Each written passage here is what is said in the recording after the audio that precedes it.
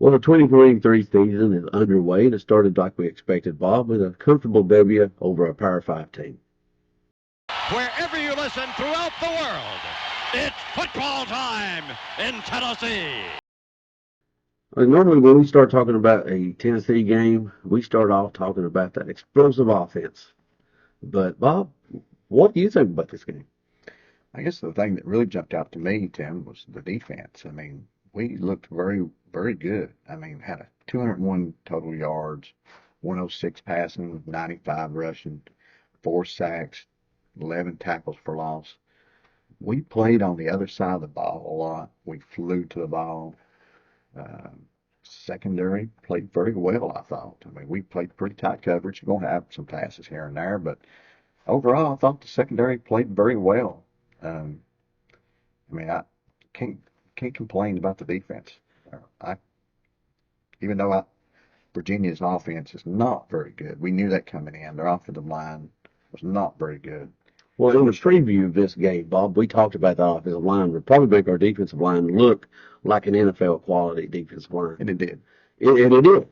You're absolutely right. So let's not get too ahead of ourselves on that. But that said, the obvious team speed jumped off the page to me also. You had some individuals that jumped out. You know, James Pierce, he looked long, lean, quick, athletic, everything that you want to see at that Leo position. He flashed. Tyler Barron had a nice day with 2 sacks and another half tackle for loss. I think we got some interior penetration that forced a couple of other issues. We played on their side of the line, which was expected, Right. but we did what was expected, which is a whole lot better than not. Yeah. It was really nice seeing Pierce jump out there. I think if this defense is going to take the next step, obviously the secondary's got to play good, but we got to find somebody to replace Byron Young. And Pierce is the guy that's probably the most talented, but he just hasn't put it together. But man, if he can, you know, Well, we talked about our season preview. One of these young Leos, at least one of these young Leos, had to step up. Well, game one of them stepped up. one of them stepped up, yeah. We looked pretty good there, Tim. I can't complain. No, a defensive line would get an A easily. It would be. Our linebackers were active. Mhm. They flew around the ball. No complaints there. No one had a monster game. Yeah. Really, on the whole entire defense, you didn't have anybody with more than. Well, we rotated. We rotated a lot. A lot of people played. I like that. You know, We had some rotation in secondary, other than honestly, Tank McCullough stayed there almost the entire game. But otherwise, we rotated in the DBs, which I like to see. mhm. Yeah, I was happy with that. A lot of different guys making plays on that side of the ball. Well, it worked, Bob, and you know that's a first game of the year. You see effort, you saw results.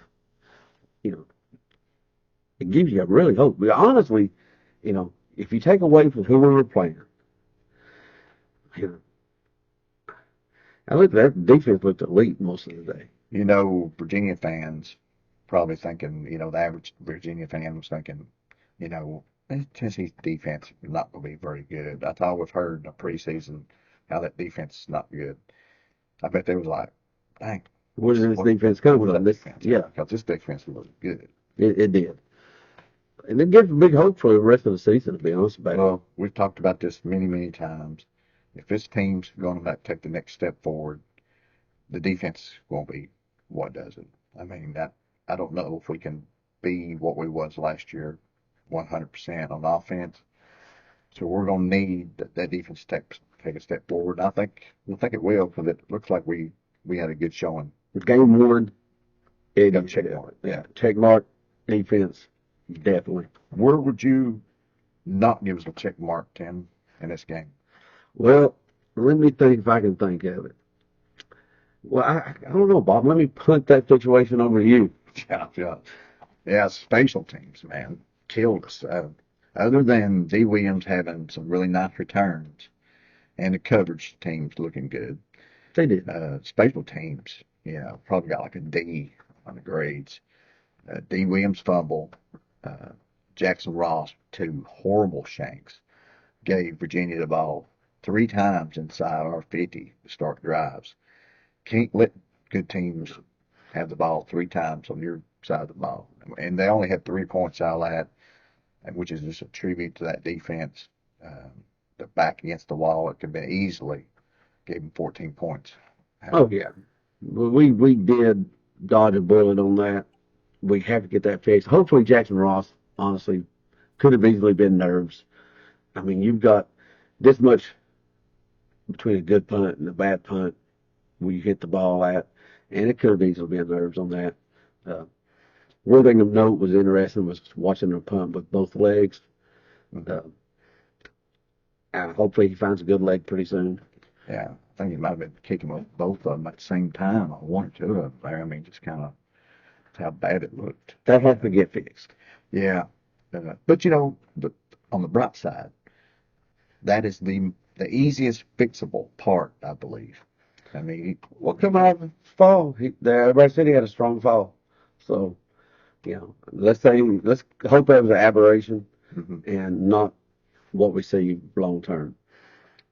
yeah, let's hope so. Let's go over to the offensive side, Tim. Well, I think thing that jumps out at me, number one, which were, to me, one of the most impressive things of this entire ball game was the player of our offensive line. Coming into this game, that was the concern. We all know about Cooper Mays. We knew about their left guard spot. We moved our tackles around, and it was a concern, a legitimate concern. Yeah, I was going into the game. That was something we talked about a lot. They had pretty strong defensive tackles, and which one of them got hurt pretty early on in the game on a freak play. But we was a little bit concerned what would not having Cooper Mays out there, having another backup at the left guard spot. What would that look like? But overall, pretty happy with it. Oh, I'm very happy with it because Virginia had a fairly deep defensive line also. They their defensive line is going to match up well throughout what we see for the year. Yeah, that's going to be one of their team better defensive line. Not nowhere near the best, but No, one no. of the better defensive lines will play. Yeah, so that was my biggest concern and happiest moments out of this entire game. Yeah, 499 yards, not bad. 212 passing, 287 rushing. Virginia winning this game. Didn't want to throw us over throw it over their heads. They wanted to force us to play it underneath, and we did. They gave us.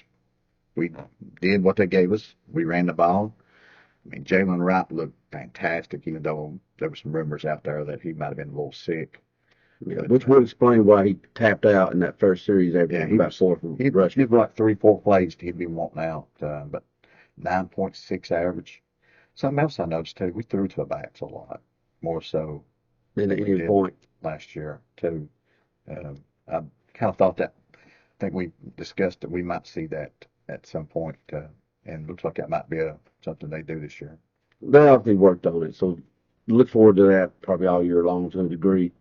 But yeah, the running game was strong. The backs looked really strong. The highlights, the wide receivers, I'll be honest about it, kind of looked pedestrian.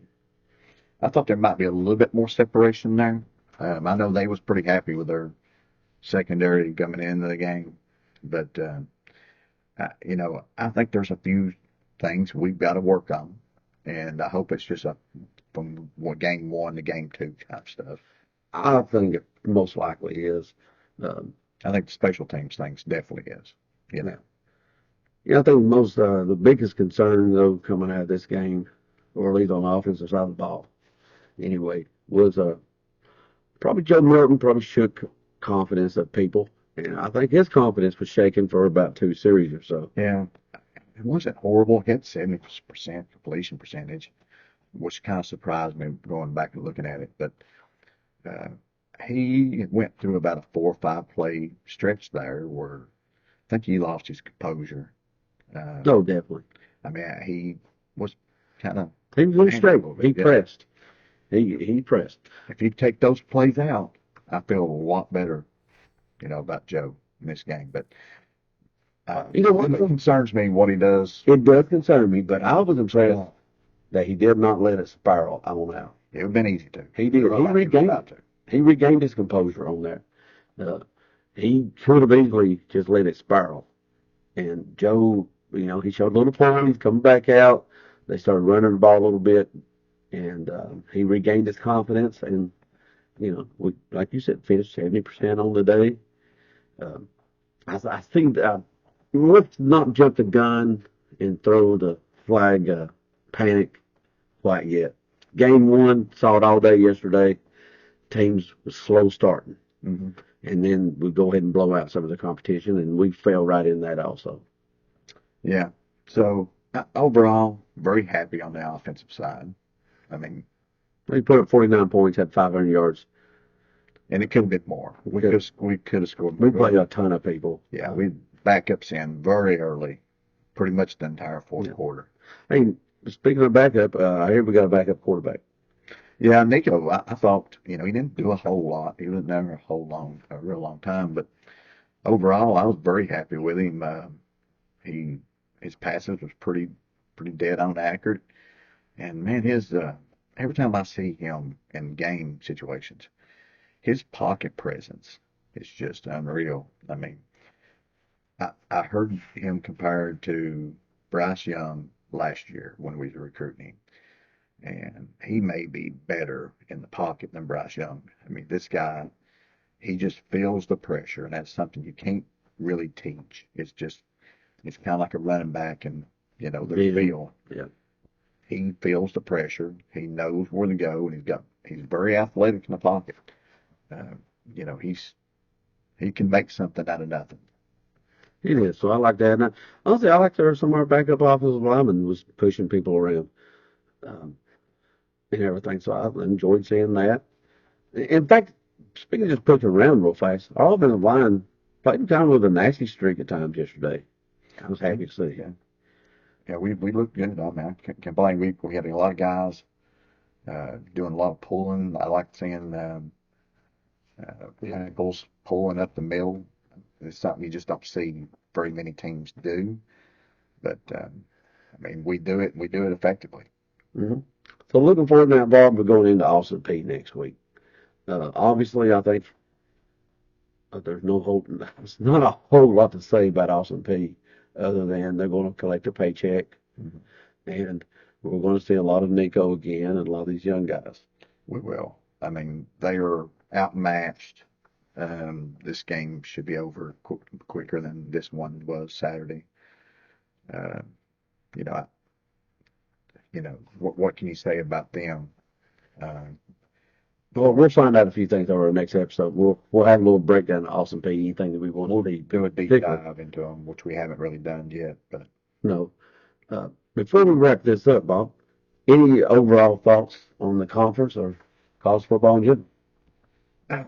Well, we wonder how good our defensive line is. It might be, a while before we know how good our defensive line is because the teams we play at the first part of the season looked horrible on the offensive line. South Carolina gave up 9 sacks to a team that just gave up 17 all of last year. Yeah, they had 17 sacks the entire season. They picked up 9 last night. And they didn't run the ball worth a crap either. We take away when you include the sacks in there, they have negative rushing yards. Even without the sacks, they averaged, a couple of yards or something like that. Yeah. I mean, and, Florida, I think they had like nothing running the ball. UTSA was kind of similar in that situation, I think. Yeah, I didn't get to watch that game, but I did read where their offensive line did not perform very well. And, of course, we don't expect Austin Peay to. So, it may be October before our defensive line gets a real test to see exactly how good we are. Pile up those stats. Yeah, pile up the stats. Yeah, pile them up. So, yeah, September's looking good. Yeah, we got to get the next one out of the way and get everybody healed up. Luckily, that's another good plus this game. I don't think, haven't heard a whole lot of injury stuff out of it, but it looked like everybody was okay. No, didn't look like we had anything major coming out of the game injury-wise, so that's always good. Oh, that's a huge plus.